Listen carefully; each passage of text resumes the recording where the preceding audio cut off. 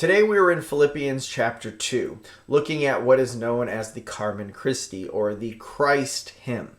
And what's really fascinating about that is that even though Philippians as a letter was written between 60 and 62 AD, the Christ hymn predates that quite significantly. It's dated as early as 35 AD, though as late as 50. So still significantly earlier than the letter itself. It's a hymn, a song that had been in Christian circles now for some time.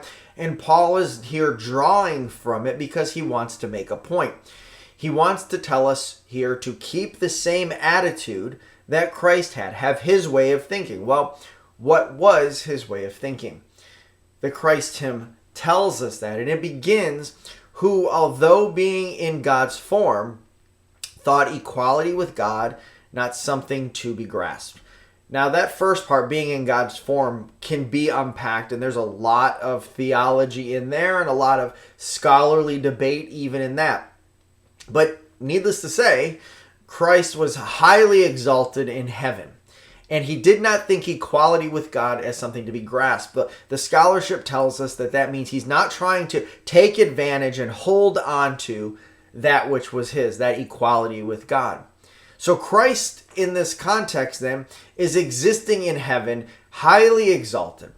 He is, as we're told in John 1:3, Colossians 1:16, Hebrews 1:2, 10 through 12, and other places. He is the creator. We're told even in Hebrews 1 that he continues to sustain all things. So all of creation is being held together by Christ. But it says, it goes on into verse 7, but he emptied himself, taking the form of a servant, coming to be in the likeness of men. So he empties himself, all of this high exalted status that he has. He sets all of that aside. His divine prerogatives, he sets all of that aside. And he comes to exist like we do. And with that, he dealt with all of the problems that we do. Sadness, frustration, hunger, thirst, tiredness. All of the things we deal with. His clothes wore out. His shoes wore out. He probably got bit by bugs. Probably scraped his knee on more than one occasion. Every single thing other than sin that we experience, he experienced. And while he's here, he has every right to exalt himself. He has every right to expect people to come to him to hear him. Come to him with their requests. Come to him to be healed. But that's not what he does. He doesn't ask to be worshiped. He doesn't ask to be praised. But he goes and he travels for miles on foot, going to people to teach them, to heal them, to even feed them. And so often he will heal a person and he'll say, don't tell anyone. Don't tell anyone what I've done. Keep it to yourself. In those times where he does talk about his works and what he's teaching, he says, this is not from me. It is from God in heaven, the Father. So glorify him. So he takes the praise that people would give him and he points them to the Father and says, give him the praise, because he humbled himself to such a point that that's where he was pointing everyone. And he does this to such a degree that he even gets on his hands and his knees and he washes the feet of his disciples, showing total humility. And then, of course, death on a cross, taking all of our sins upon himself. He showed his love for everyone. The humility that he has was on display. And we think about that as an example for us. And that's not an easy thing for us, right? That's so extreme in the humility in a good way.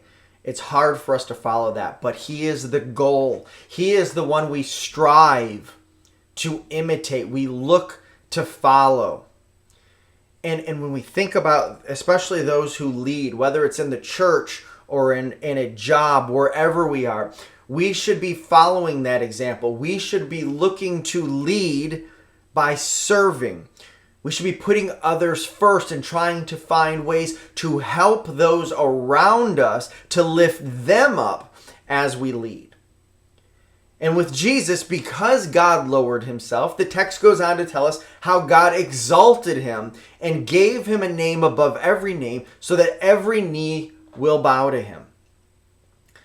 And quite similarly, Jesus talks about humility, and he says that those who make themselves first, try to put themselves in the foremost position and exalt themselves, those people, they're going to be last. But the people who look to serve and be humble, those people are going to be first. God will reward those who labor for him, who seek to find ways to serve as he has asked us to do. We are not saved by our works. We are saved by grace through faith, as Ephesians chapter 2, verses 8 and 9 tells us. But God, it says in verse 10, has created us for good works. And serving others is part of that. We seek to find ways to help other people, to lift people up, and he rewards that. But we don't serve others, when we don't act in humility just for an expectation of a reward. We don't do that. We do it because it is what is asked of us by God, and he deserves our faith. He deserves our loyalty. He deserves our obedience. And so because he asks this of us, and because we love him, we do this. But the truth is that even now doing that, we get rewarded. There's no question. You've heard the statement, there is more happiness in giving than there is in receiving. And people don't say that because they want to receive. People say that, and I can tell you this from experience, because it is true. When you see the joy, the happiness, the relief, whatever it is that people experience when you help them, when you guide them through a problem, when you assist them with an obstacle in life that they can't necessarily overcome by their own, and you see that in a person, you experience happiness. You experience joy as well. So the reward will come in the future, but there's a reward now. But again, we're not doing it to look for a reward. We're doing it because of love, because we love God and we love those who are around us. So the one thing I want those of you who are listening to this to take away is, as you go forward, look for ways to serve others. Try to find ways to bless others, whatever the situation may be, whether it's at home or work or school or in the grocery store. It doesn't matter. If you see circumstances where you can step up, follow Jesus' example in humility. Step up and take action.